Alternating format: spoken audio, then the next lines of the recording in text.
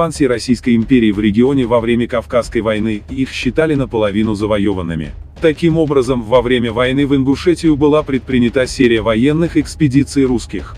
В июле 1830 года две русские колонны под командованием генерал-майора Абхазова совершили карательную экспедицию в Горную Ингушетию. Российские войска прошли через ущелье Дарьял и Асса. Особенно мужественное сопротивление российским войскам оказали жители Эбана. 12 ноября 1836 года барон Розин сообщил в письме графу Александру Чернышову, что в 1830 году горцы Джирахского, Кистинского и Галгайского обществ были ненадолго покорены Россией. В результате экспедиции были созданы районные суды и в Горной Ингушетии была введена гражданская система.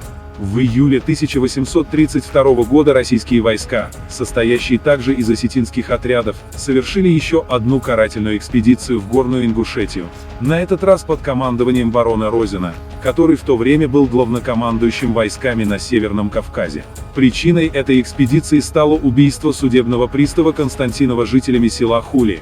В результате экспедиции многие ингушские деревни были уничтожены, пахотные земли были испорчены, а большое количество скота угнано. Ингуши участвовали во многих восстаниях в Чечне, дважды в двух разных восстаниях в 1822 году, а также в Чеченском восстании 1840 года, в ходе которого два ингушских общества Галаши и Карабулаки присоединились к кавказскому имамату после присяги на верность имаму Шамилю в Урус-Мартане. Что касается всеобщего восстания в Чечне, произошедшего в марте 1840 года, генерал Павел Граби сообщил 30 марта 1840 года следующее.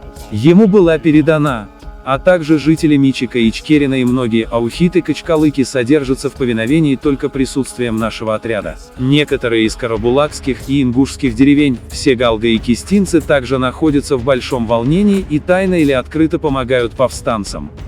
1840-1850 годы считаются пиком кавказского имамата, в течение которого ряд ингушских обществ Вилает-Калай, некоторые аулы Циарин и Галгай были его частью. Эклектический обзор. Том 7 на странице 350. Писали в 1854 году о сопротивлении ингушей российской экспансии в регионе следующим образом. Ингуши, цейотшинцы и карабулаки населяют крутые скалы над воротами Кавказа, их территория ограничена рекой Сунжи и Малой Кабардой. Они говорят на родственных диалектах и объединились для ведения грабительской войны против вторгающихся русских. Часто терпя поражение, они всегда восстают снова и их никогда не обескураживает разрушение их ферм и полей. В конце 1840-х, конце 1850-х годов на равнинной территории Ингушетии началось строительство цепочки казачьих станиц. Ингуши были изгнаны из равнинных деревень в горы и предгорья, на территориях были основаны казачьи станицы.